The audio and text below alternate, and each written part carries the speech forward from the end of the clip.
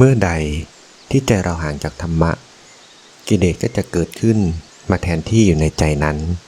แต่ในทางตรงกันข้ามถ้าใจเรามีธรรมะอยู่กิเลสก็จะไม่สามารถเกิดขึ้นมาได้ในคลิปนี้เราจะมาฟังพระธรรมเทศนาของหลวงปู่เหรียญวราลาโภวัดอรัญญบรรพตจังหวัดหนองคายด้วยกันครับโดยจะเสนอพระธรรมเทศนาเรื่องอย่าให้ใจห่างจากธรรมะ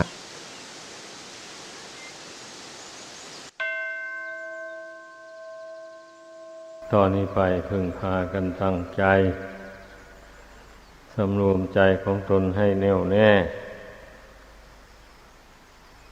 เวลานี้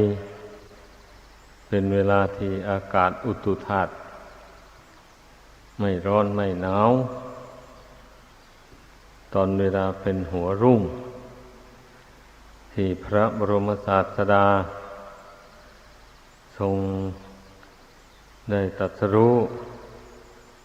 ในปฐิมยามราตรีนี้เองเพราะฉะนั้นพุทธบริษัทจึงต้องถือเอาเวลาหัวรุ่งนี่เป็นเวลาอันสำคัญเวลาหนึ่งซึ่งพระภูมิภาคเจ้าได้ทรงเอาชนะมาร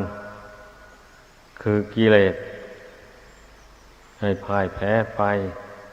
ได้ตรัสรู้พระสัมมาสัมโพธิญาณนี่ให้พากันเข้าใจฉะนั้นผู้เป็นบริษัทของพระพุทธเจ้าจะมามัวแต่นอนหลับนอนไหลในหัวรุ่งอย่างนี้ได้ชื่อว่าไม่ได้ทำตามระเบียบที่พระพุทธองค์ได้ทรงกระทำมา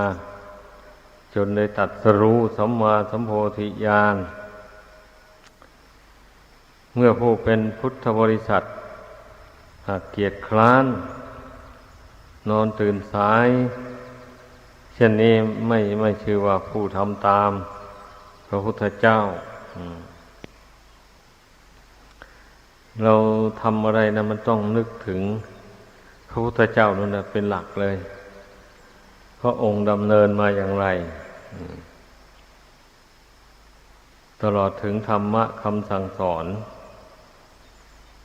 เมื่อเราไม่เอื้อเฟื้อไม่นึกถึงเช่นนี้มันก็ไม่มีอยู่ในจิตใจ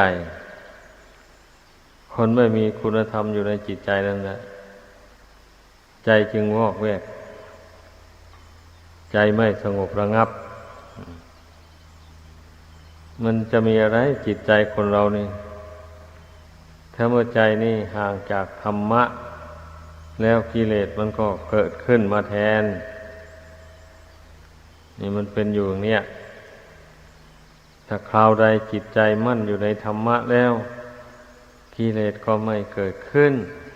มันเป็นอย่างนั้นดังนั้นนะเราทุกคนก็ได้ชื่อว่าเห็นโทษของกิเลสกิเลสนี่มันให้ทุกข์ให้โทษอย่างไรทุกคนนั้นที่เกิดมาในโลกนี้ถ้าเป็นผู้ช่างสังเกตแล้วก็จะรู้ได้เห็นได้ว่ากิเลสนี่มันให้โทษนักหนาจะมีอะไรแล้วก่อให้เกิดทุกข์อยู่ในโลกอันนี้นะหมายเอาทุกข์ใจนะก็ได้แก่กิเลสนั่นเองแหละสิ่งอื่นไม่ไปทำใจให้เป็นทุกข์เดือดร้อนอะไร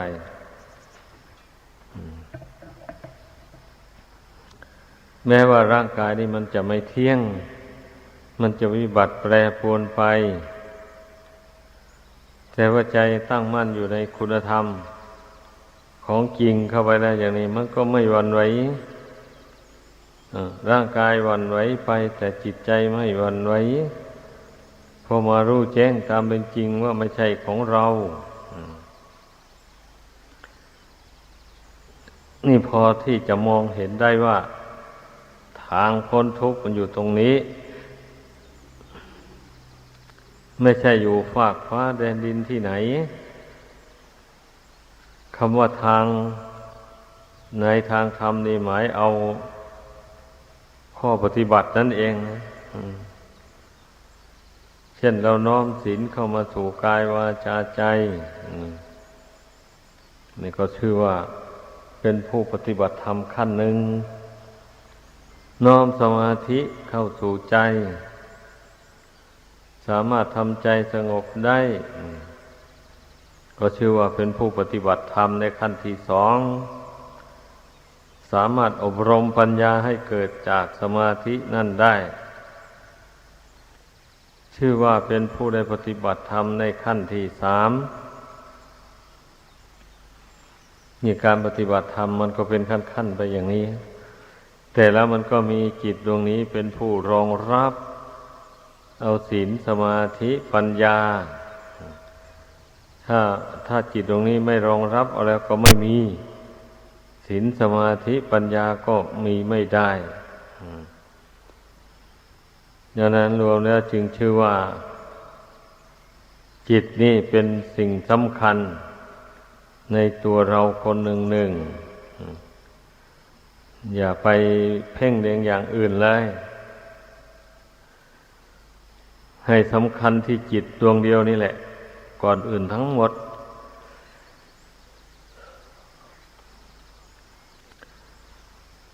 เมื่อผู้ใดมาใส่ใจเรื่องจิตเรื่องใจนี่ผู้นั้นก็จะไม่ลืมจิตตัวเองจะมีสติสัมปชัญญะระลึกถึงอยู่เสมอ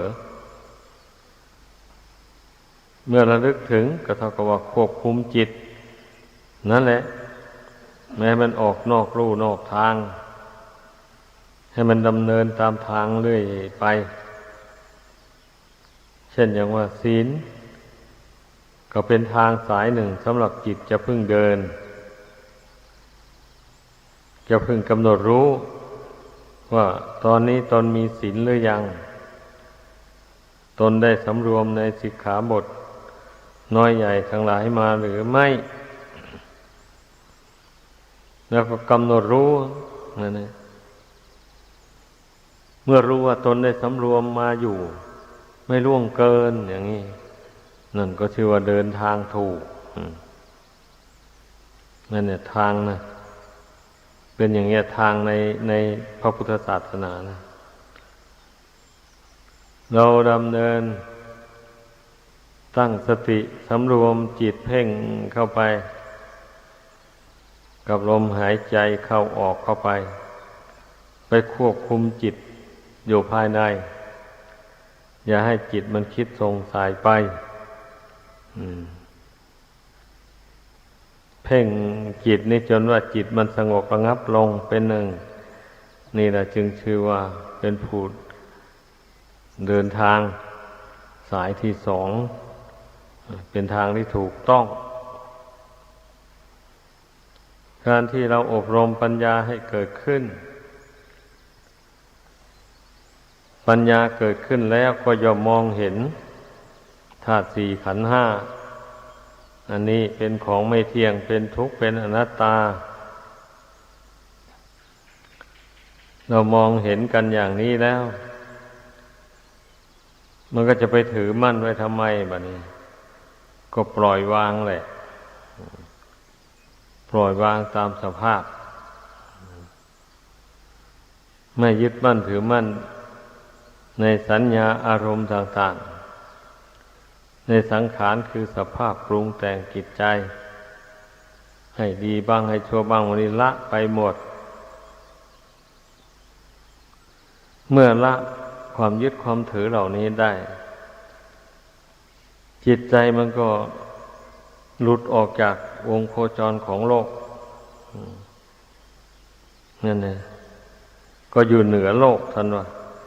นั่นแหละที่ท่านเรียกว่าโลกุตระธรรมนะแปลว่าธรรมอยู่เหนือโลกก็หมายเอาดวงจิตดวงนี้แหละมันอยู่เหนือโลกสงสารอันนี้มันไม่น้อมไปในโลกในสงสารเพื่อความเกิดอีกมันน้อมไปเพื่อความไม่ต้องเกิดอีกทุกขาชาติปุนัพปุนัง การเกิดบ่อยๆมันเป็นทุกข์หลายพระพุทธเจ้าตรัสไว้มันเป็นความจริงเกิดเท่าใดก็เป็นทุกข์เท่านั้นแหละพูดง่ายๆก็เกิดมาแล้วก็เป็นภาระอันหนักอย่างชาติปัจจุบันนี่แหละที่เราเป็นอยู่กันเนี่ยแสนยากแสนลำบากจริงๆแต่ถ้าผู้ใดที่จะไม่ได้พิจารณาให้ละเอียดถี่ถ้วนมันหนักไม่ค่อยเห็นทุกข์เท่านั้นแหละอาจจะทุกข์อะไรนักหนาบ้านก็มีอยู่ข้าวก็มีกินเงินก็ได้อยู่ทุกวันทุกวันเช่นนี้มันจะไปทุกข์ร้อนอะไรแล้วนั่นแหละเรียกว่าคนไม่เห็นทุกข์ภายในสงสารไปมองเห็นตั้งแต่ความสุขชั่วคราวเท่านั้นถึงแม้ว่ามันจะมีอยู่มีกินจะมีใช้ร่างกายอันนี้จะไม่ทรุดโทรมยังไงก็ตามไม่ใช่มันจะเป็นอยู่อย่างนี้ตลอดไปร่างกายอันนี้ถึงคราวมันทรุดโทรมมันก็ทรุดโทรมไปถึงคราวมันแตกดับมันก็แตกดับไปอยู่อย่างนี้เพราะฉะนั้นบุคคลจะมาดัดแปลงให้มันเป็นไปตามความประสงค์นั้นมันไม่ได้ใครๆก็ย่อมสู้กฎแห่งพระราชบัญญัติคณะสงฆ์ไม่ได้ดังนั้นควรพากันใส่ใจในธรรมในวินัยให้มากเราจะได้พ้นทุกข์พ้นภัยในสงสารไปถ้าผู้ใดยังไม่ดำริว่าจะฝึกจิตของตนเช่นนี้นั้นผู้นั้นนานพ้นทุกข์เลยเมื่อไม่ฝึกจิตตรงนี้มันก็ไม่อยู่ในทางออกนอกลู่นอกทางไปเห็นผิดเป็นชอบไปต่างๆนานาเห็นว่าโลกหน้าไม่มีอย่างนี้นะทำบุญไม่ได้บุญทำบาปไม่ได้บาปอะไรหมดเนี่ยผู้ใดเห็นอย่างนั้นแล้วมันจึงชอบทำบาปมันนี่ชอบเบียดเบียนบุคคลอื่นและสัตว์อื่นให้เป็นทุกข์เดือดร้อนดังนั้นนะให้พากันพิจารณาให้มันเห็นว่าการฝึกฝนตนนี่มันดียังไงให้มันเห็นแจ้งประจักษ์ด้วยตนเองมีความภาคเพียรมาโดยลำดับเนี่ยทำให้จิตใจเป็นอย่างไรก็รู้ได้ด้วยภาวนาสมาธินั่นแหละดังนั้นให้พิจารณาเมื่อทำใจสงบลงแล้วอย่านิ่งนอนใจแล้วปัญญามันจะเกิดก็เพราะความคิดนี่แหละเมื่อทำจิตให้ตั้งมั่นแล้วก็ฝึกพูดฝึกคิดอ่านพิจารณาด้วยน้ำใจอันตั้งมั่นนั่นแหละเมื่อใจตั้งมั่นมันก็พิจารณาได้มันจะคิดออกอานุภาพแห่งสมาธินะเป็นอย่างนี้แหละ สิ่งที่ไม่เคยรู้มาแต่ก่อนก็รู้สิ่งที่ไม่เคยเห็นมาแต่ก่อนก็เห็นนี่เพราะว่าอานุภาพแห่งสมาธิมันก็เป็นเครื่องกำจัดนิวรณธรรมทั้งห้าให้ขาวสะอาดให้จิตใจมันขาวสะอาดไม่ให้มันมัวหมองอยู่ด้วยนิวรณธรรมทั้งห้าประการอย่างนั้นเนี่ยให้พากันเห็นว่าพิจารณาเห็นกิเลสว่าเป็นศัตรูต่อชีวิตของตนอย่าไปเลี้ยงมันไว้เพียรพยายามละมันด้วยศีลสมาธิปัญญานี่แหละเอาศีลสมาธิปัญญานี่เป็นกำลังใจ เพื่อละกิเลสถ้าเราไม่ได้ศีลสมาธิปัญญานี่เป็นกำลังใจแล้วมันละไม่ได้กิเลสนะละไม่ได้จริงๆเพราะฉะนั้นนะขอให้พากันตั้งอกตั้งใจเพ่งพิจารณาให้ต่อเนื่องกันไป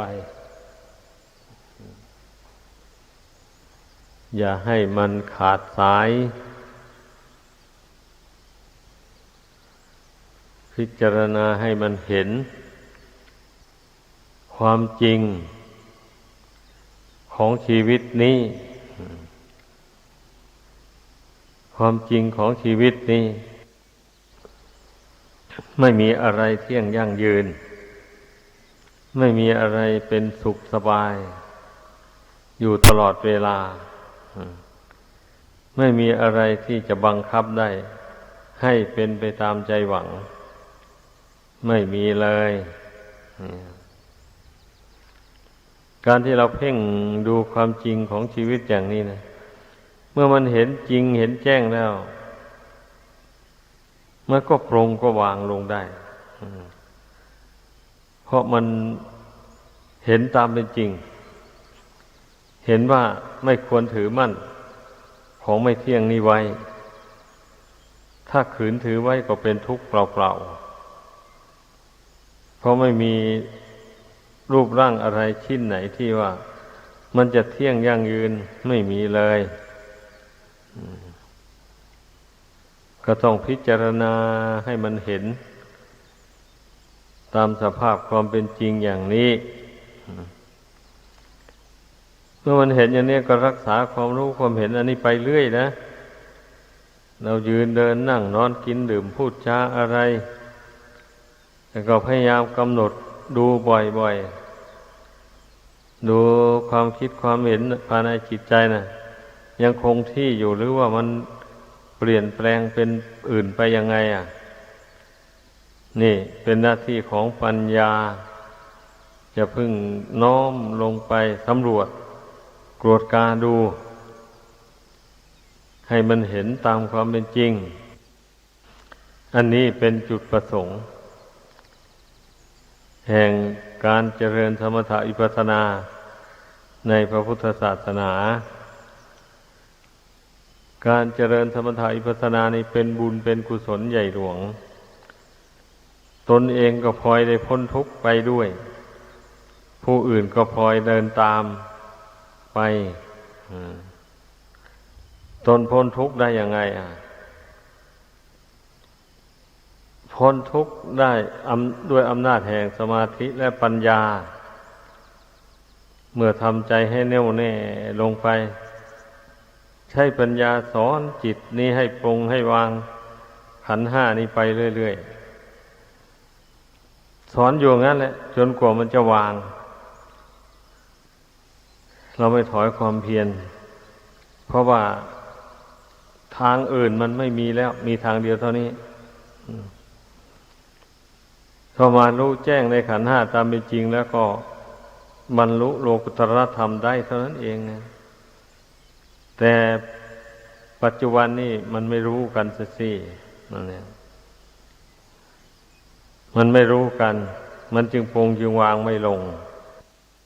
เพราะฉะนั้นให้พึงพากันตั้งอกตั้งใจอย่าประมาทเพราะว่าความตายเนี่ยมันขวางหน้าอยู่แล้วนะหนีไม่พ้นจริง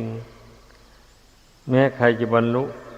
มรรคผลนิพพานยังไงก็ตามมรรคผลนิพพานอันนั้นก็ป้องกันความแก่ความเจ็บความตายไม่ได้เลยเมื่อมีเกิดแล้วมันก็ต้องมีตายเป็นธรรมดาถ้าไม่อยากตายแล้วก็อยากเกิดก็สอนใจตัวเองเข้าไปอย่างนี้นะ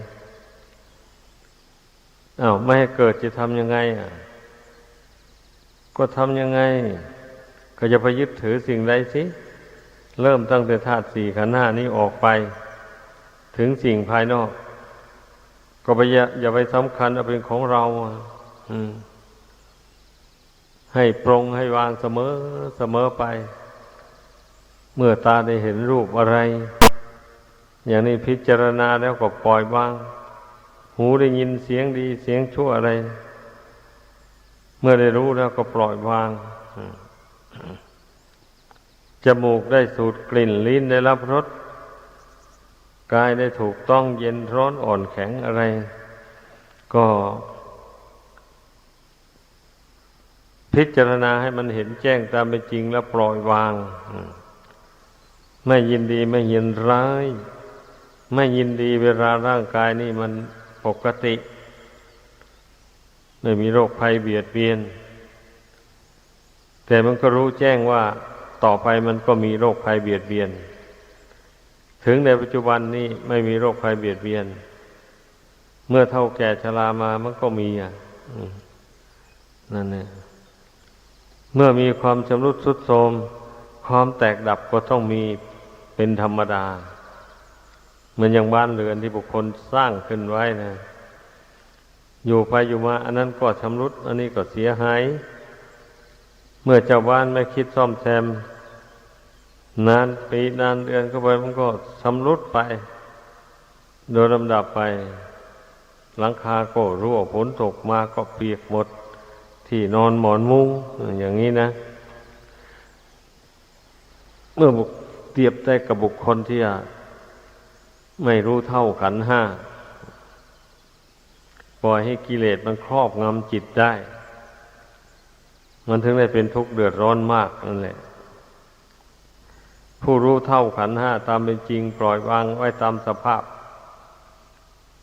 อันนี้จะไม่เป็นทุกข์หลายคือหมายเอาทุกข์ใจเพราะว่าใจมันปรุงมันวางขันธ์ห้าลงจริงๆแล้วก็สอนตนเสมออย่าไปถือว่าเป็นเราเป็นของเราอย่างนี้แหละจึงได้ชื่อว่าเป็นผู้ไม่ประมาทในธรรมคำสอนของพระพุทธเจ้าเมื่อเห็นแจ้งชัดลงไปว่าไม่ใช่ของไม่อยากฟังหมุนไปหาคลื่นอื่นนู้นไปหาเพลงนู้นนั่นเนี่ยจังว่ามันความยินดีในธรรมเนี่ยมันจึงหาได้ยากทั้งนี้เพราะอะไรล่ะก็เพราะกิเลสนั่นแหละมันหน่วงเหนี่ยวไว้มันสกัดไว้ไม่ให้ยินดีในธรรมบุคคลผู้ที่ไม่รู้เรื่องราวของกิเลสว่ามันทำพิษทำสงให้ทนเป็นทุกข์เดือดร้อนมาในสงสารนี่เท่าไรไม่คิดไม่คำนึงยอมตนเป็นทาสของกิเลสตัณหาโดยส่วนเดียวคนเราทั้งคนนะมันก็มีจิตดวงเดียวเท่านี้สำคัญนะแต่คนผู้ไม่รู้ธรรมไม่ได้ฟังคำสอนของพระพุทธเจ้ามันไม่เห็นความสำคัญของจิตใจไปเห็นความสำคัญของเงินทองแก้วแหวนผ้านุ่งผ้าห่มรถราเครื่องใช้ไม้สอยต่างๆนู่นไปเห็นของเหล่านั้นเป็นของดีวิเศษเรียกว่าจิตใจมันไม่รู้ตัวใจมันไปรู้แต่สิ่งอื่นไปผูกพันอยู่กับแต่สิ่งอื่นทั้งนี้ก็เพราะมันไม่ทวนกระแสจิตเข้ามาคำว่าทวนกระแสจิตนั่นหมายความว่าระลึกเข้ามาหากายหาใจนี้เรียกว่าทวนกระแสจิตคือว่าไม่ให้มันคิดส่งไปทวนกลับคืนมาให้มันมารู้สึกอยู่ในกายในจิตนี้โดยตรงเลยนี่แหละท่านจึงเรียกว่าทวนกระแสจิตให้เข้าใจผู้ปฏิบัติธรรมในพุทธศาสนานี่ต้องหมั่นทวนกระแสจิตอยู่บ่อยๆไม่เช่นนั้นก็ลืมตัว ตนเองทำอะไรพูดอะไรอยู่ก็ไม่รู้ตัว ดีหรือชั่วไม่คำนึงไม่รู้เพราะเหตุว่ามันเอาสติระลึกไปทางอื่นนู่นมันถึงไม่รู้ผิดรู้ถูกผู้จะรู้ผิดรู้ถูกได้สติมันต้องระลึกเข้ามาหาจิตมากำหนดจิตนี้ให้ตั้งมั่นลงไปได้แล้วอย่างนี้นะมันจึงรู้ผิดรู้ถูกได้มันเป็นอย่างนั้นเพราะฉะนั้นนะให้พึงพากันเข้าใจความหมายของการปฏิบัติธรรมอย่างนี้ถ้าผู้ใดหมั่นระลึกเข้ามาหากายหาจิตนี่อยู่บ่อยๆเนี่ยมันก็ไม่ลืมตัวก็รู้ตัวอยู่ว่าตนกำลังทำอะไรอยู่เดี๋ยวนี้นะแล้วตนมีความสุขหรือมีความทุกข์แต่ถ้าผู้ไม่ใช้ปัญญาก็จะเห็นว่าตนมีความสุขนั่นแหละเพราะว่าในขณะนี้โรคภัยก็ไม่เบียดเบียนกินก็ได้นอนก็รับไปไหนมาไหนฟ้อนรำขับร้องดีดสีตีเป่าอะไรก็ได้ทั้งนั้นเพราะฉะนั้นมันจึงไม่เห็นทุกข์มานี่เขาถือว่าตนนั้นมีความสุขอยู่แล้วมันจำเป็นต้องไปขวนขวายหาความสุขอย่างอื่นคนดังกล่าวมานี่แหละได้ชื่อว่าเป็นผู้หลงติดอยู่ในความสุขชั่วคราวสุขไม่ยั่งยืนวันนี้ในพระพุทธศาสนานี่พระพุทธเจ้าสอนให้คนเราแสวงหาความสุขอันยั่งยืนมันจึงไม่แปรผันชีวิตนี้นะ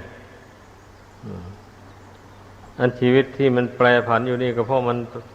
ไปติดแต่ความสุขอันชั่วคราวนั้นแล้วเมื่อมันหมดอายุแห่งความสุขชั่วคราวมันก็ดับไปมันมีความทุกข์ก็เกิดขึ้นมาแทนก็ได้เสวยทุกข์ทนทรมานไป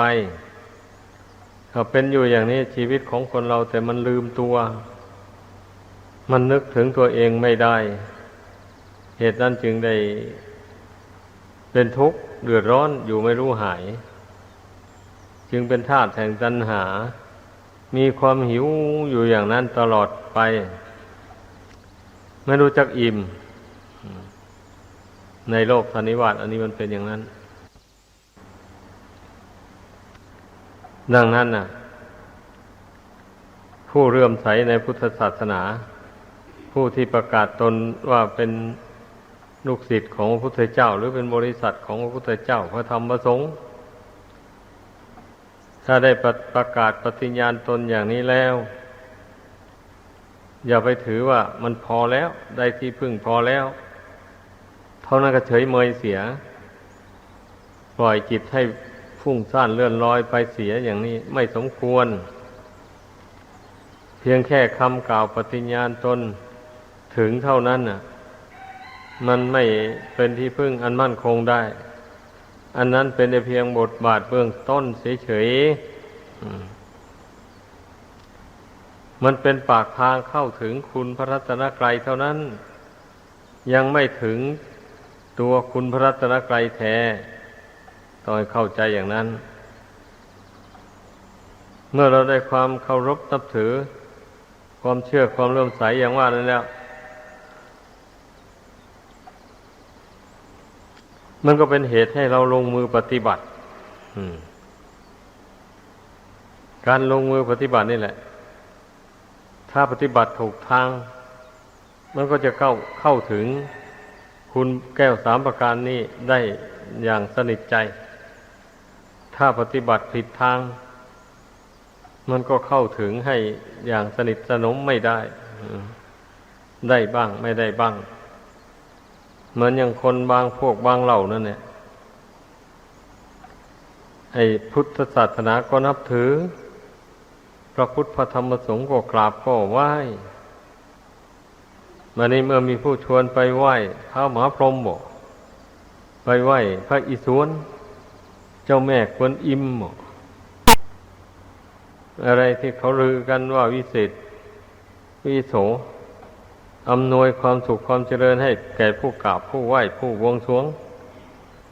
ได้มีลาภมียศมีสรรเสริญมีความร่ำรวยกดอยากร่ำรวยก็เอาแล้วทีนี้ไปไหว้เขากราบเขาอันนี้ท่านเรียกว่าผู้มีจิตใจยังงอนแง่นคลอนแคลนต่อที่พึ่งอันประเสริฐของตนอยู่ที่พึ่งอันใดที่จะประเสริฐยิ่งไปกว่าคุณพระรัตนตรัยนี้ไม่มีมีแต่คุณพระรัตนตรัยเท่านี้นะเป็นที่พึ่งอันสูงสุดในโลกนี้ทีนี้ถ้าผู้ใดนับถือคุณพระรัตนตรัยแล้วก็ยังไปนับถือสิ่งอื่นอีกยังไปกราบไปไหว้สิ่งอื่นไปบวงสรวงบูชาสิ่งอื่นโยอย่างนี้การนับถือพระรัตนตรัยของผู้นั้นก็เศร้าหมองขุ่นมัวไม่บริสุทธิ์พุทธพองไม่สามารถที่จะช่วยให้พ้นจากทุกข์ภัยได้เพราะว่าคนพวกนั้นเป็นคนสองจิตสามใจไม่ยืนตัวอยู่ได้ยังมองไม่เห็นคุณพระพุทธเจ้าว่าเป็นที่พึ่งอันประเสริฐมองไม่เห็นก็เห็นพอลางๆนี่แหละคันถ้าว่าผู้ใดมองเห็นคุณทั้งสามประการนี่เป็นที่พึ่งอันประเสริฐด้วยปัญญาของตนจริงๆผู้นั้นมันก็ไม่ต้องไปนับถือสิ่งอื่นเลยไม่ไปไหว้ไปอ้อนวอนบวงสรวงสิ่งศักดิ์สิทธิ์ต่างๆที่ชาวโลกเขาสมมุติกันขึ้นนี่นะ ไม่ไปแล้วผู้นั้นมันเป็นอย่างนั้นผู้ใดเว้นจากการกราบไหว้สิ่งอื่นอย่างว่านี่นะแสดงว่ามีใจมั่นอยู่ในคุณพระรัตนตรัยและรู้สึกว่าคุณพระรัตนตรัยนี่เป็นที่พึ่งกำจัดทุกข์ภัยได้จริง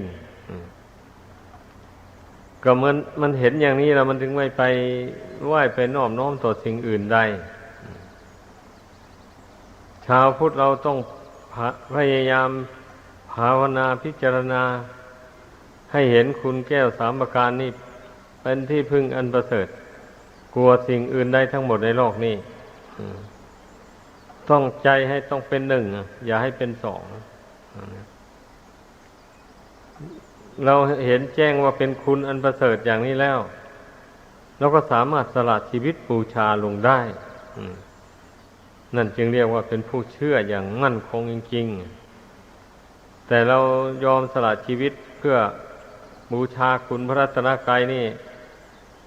ก็เพราะเรามีปัญญาได้มองเห็นพระคุณอันนี้เป็นของประเสริฐจริงมีเหตุมีผลปรากฏอยู่ในจิตใจของเราแล้วอย่างดียิ่งเราจึงกล้ายอมสละชีวิตบูชาคุณพระรัตนตรัยได้ไม่ใช่ว่ามองไม่เห็นด้วยปัญญาแล้วแต่เชื่อทำตามกันไปเฉยแล้วก็ไปสละชีวิตบูชาได้อย่างนี้ไม่อัศจรรย์แบบนั้นนะที่น่าอัศจรรย์นั้นต้องเห็นคุณแก้วสามประการนี่แจ่มแจ้งด้วยปัญญาตาใจของตนจริงๆก่อนข้อนี้นั่น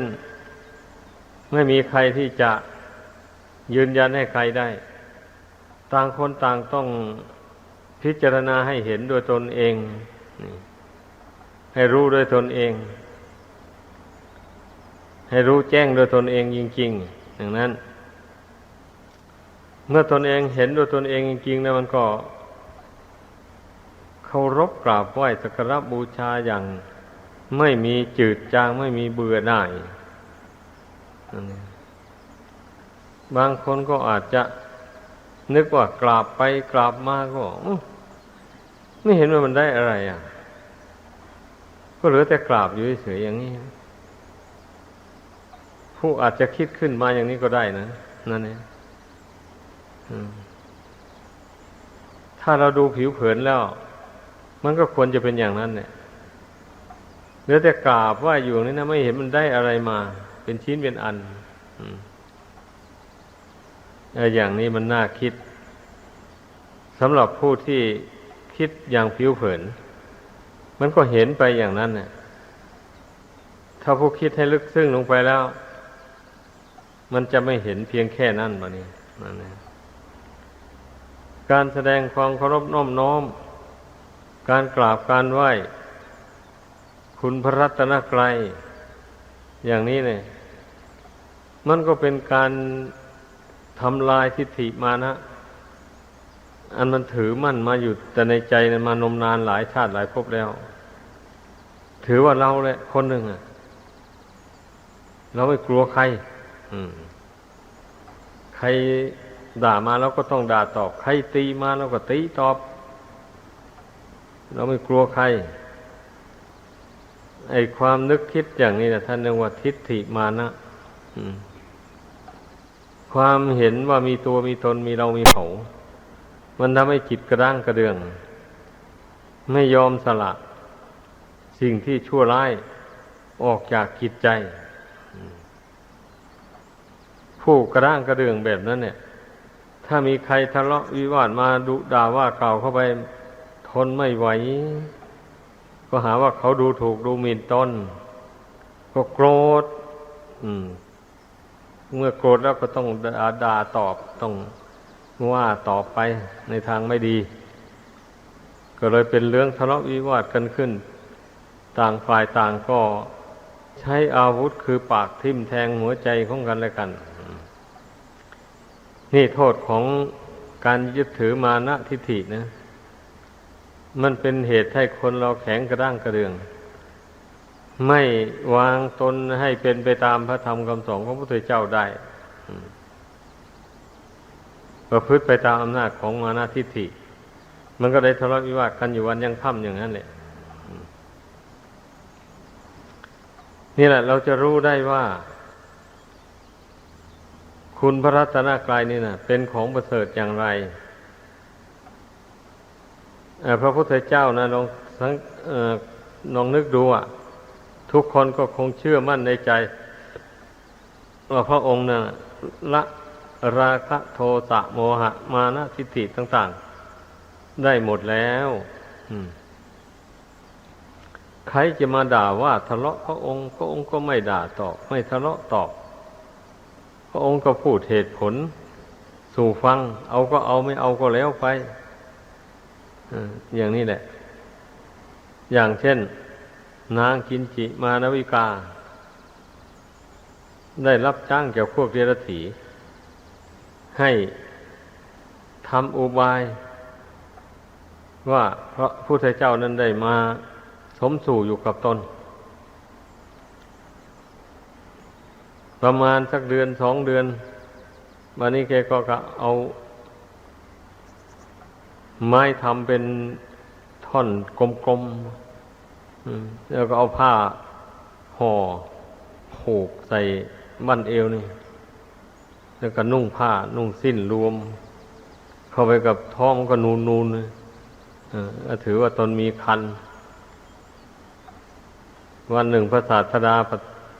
ทับอยู่บนธรรมาสน์กำลังจะแสดงธรรมให้พุทธบริษัทฟัง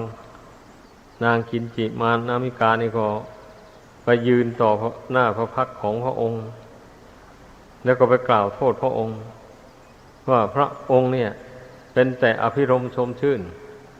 เท่านั้นเมื่อดิฉันตั้งท้องขึ้นแล้วก็ไม่รักษาครรภ์ถ้าไม่รักษาเองก็ควรจะใช้ให้นางวิสาขาหรือว่าอนาถาบิณฑิผู้เป็นอุปถากนั่นมาช่วยเหลือดิฉันก็ยังดีอันนี้ไม่เหลียวแลเลยทีนี้พระองค์ก็ตอบว่าดูก่อนน้องหญิงไอ้เรื่องเหล่านี้น่ะไม่มีใครรู้นอกจากเราตถาคตกับเธอเท่านั้นแหละจะรู้ได้พระองค์ก็ตอบเพียงเท่านี้แหละบัดนั้นก็พญาอินทร์สิบัดนี้ล่วงรู้แล้วพญาอินทร์ก็นิรมิตตัวเป็นหนูวิ่งขึ้นไปกัดเชือกที่ผูกอยู่ที่ท้องนั้นให้ขาด ไม้กลมๆแล้วมันก็ตกลงมาถูกหลังเท้านี่บวมไปญาติโยมเห็นเหตุนั่นเข้าไปก็พากันฉุดคร่าออกไปจากศาลาทุบตีเอาบ้างด่าเอาบ้างก็เช่นนั้นแหละมันทำไม่ดีมันโกหกพระศาสดารับจ้างจากพวกเดรัจฉีนี่เห็นแก่สินจ้างรางวัลพอเดินหนีออกไปรับพระเนตรของพระศาสดาเท่านั้นเนี่ยแผ่นดินก็แยกสูบเอาไปลงไปไหม้อยู่ในอเวจีมหานรกอันนี้แหละเรียกว่าคนใจบาปหนาสาโหดขาดปัญญาความใคร่ครวญว่าเหตุนี้เป็นยังไงหนอเหตุนี้เป็นทางความเสื่อมหรือเป็นทางความเจริญอย่างนี้ไม่ได้คิดเลยคิดแต่ว่าจะได้เงินได้ทองมาใช้เท่านั้นพอแล้วเรื่องบาปเรื่องกรรมนั้นไม่คำนึงไม่คำนึงก็ได้รับผลปัจจุบันทันด่วนนั่นนะไปทำกับพระพุทธเจ้าผู้ประเสริฐในโลกไปฟ้องไปโจทย์พระองค์โดยไม่มีมูลความจริงถ้ามีมูลความจริงนั้นนางกินจีนั้นก็คงไม่ไปตกอเวจีแล้วแต่นี่มันไม่มีมูลความจริงเรื่องมันอย่างนี้แหละกิเลสของคนเราเมื่อได้ยินได้ฟังแล้วก็ให้กำหนดจดจำเอาไว้ในใจไอ้ความอิจฉาริษยาผู้อื่นนี่นะมันไม่ดีจริงๆนะโดยเฉพาะไปอิจฉาริษยาดูถูกดูหมิ่นท่านผู้มีศีลมีธรรมอย่างนี้นี่ยิ่งมีบาปหลายมีโทษมากเหมือนอย่างนางกินจิมานาวิกาไปยกโทษพระพุทธเจ้าอย่างนั้นเนี่ยมีโทษหนักจนว่าแผ่นดินหนา 240,000 โยชน์รับเอาไว้ไม่ได้เลยก็ต้องแยกสูบเอาลงไปไหม้ในอเวจีมหานรก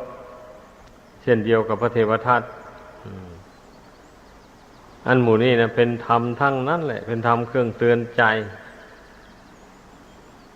ไม่ให้คนเรานั้นทำบาปการทำบาปมันเป็นอย่างนั้นแหละเมื่อได้ยินได้ฟังแล้วเราเอาเป็นคติเครื่องเตือนใจอยู่บ่อยๆเข้าไปมันก็ทำให้เราละความชั่วไปได้สำหรับผู้มีปัญญานะ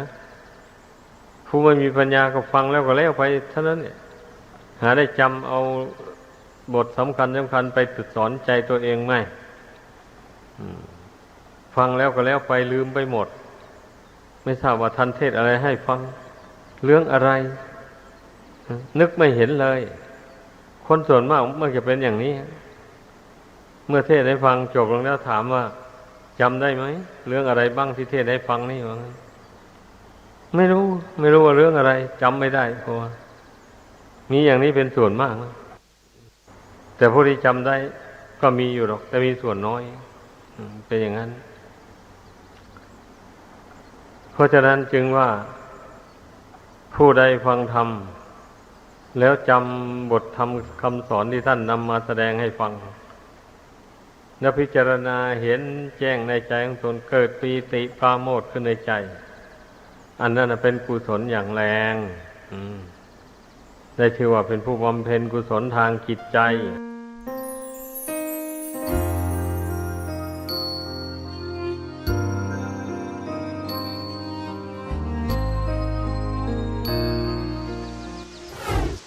ถ้าใจเราห่างจากธรรมะ